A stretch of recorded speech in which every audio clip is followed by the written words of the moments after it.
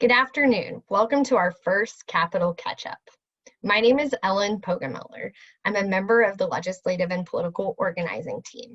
And each Monday, one of us will join you to provide a briefing, a catch-up on what happened last week,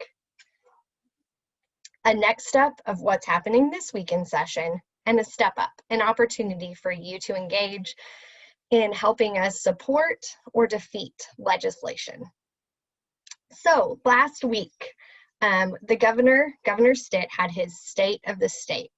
He really pushed two major educational themes. One, he talked about changing how schools are funded, and he also talked about student transfers. We have an in-depth look at both of those issues on our podcast, Fried Okra. So join Ivy Riggs and let her kind of walk through why those issues are important and what that means to session and our schools this year. And we also had our first Senate Education Committee meeting last week. But next up, it's going to be a really big week this week. We have 3 committee meetings.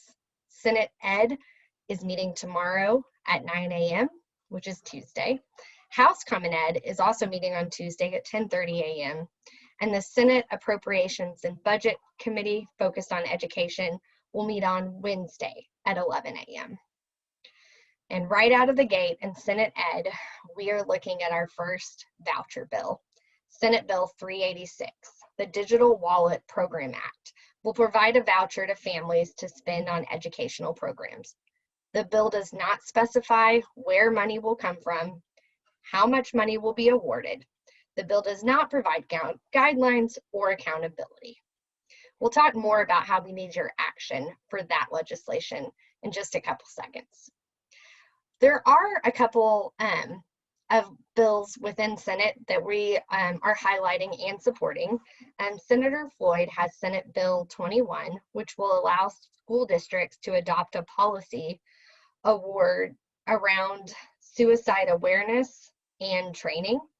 And Senator Hicks has Senate Bill 121, which requires districts to have a lactation area for school employees. House Common Ed has a bunch of bills, but 2 I will be highlighting that we support are House Bill 1569, Rosecrans. It's his, Representative Rosecrans, it's his play-based learning bill. This bill encourages teachers and school districts to create learning opportunities for students to learn through play. We also are highlighting Representative Baker's bill, House Bill 2748, which provides a path for alternative certification in early childhood and elementary education. So how can you step up? Again, we are asking for your help to ask Senate Education Committee members to vote no against Senate Bill 386. Like I said, Senate Bill 386 provides cash payments to families, no parameters on how that money needs to be spent, and no accountability to follow up and make sure that it was spent on something for education. Please reach out to your Senate Education Committee member today and ask them to vote no. We're also asking all of our OEA members to reach out and contact Senator Adam Pugh and Senator Zach Taylor to ask them to vote no against Senate Bill 386. If you have any additional questions, you can join us each Monday at our office hours from 4:30 to 5:30 p.m.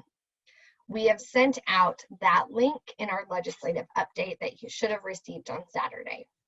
If you didn't receive that, or if you have any questions about the legislation that I discussed today, please reach out to me.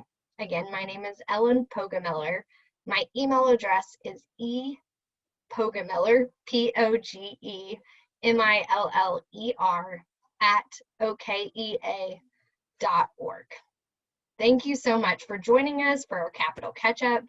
Thanks for continuing to advocate for great public schools, and we need your help this session. So we'll see you next week, and we'll talk to you soon.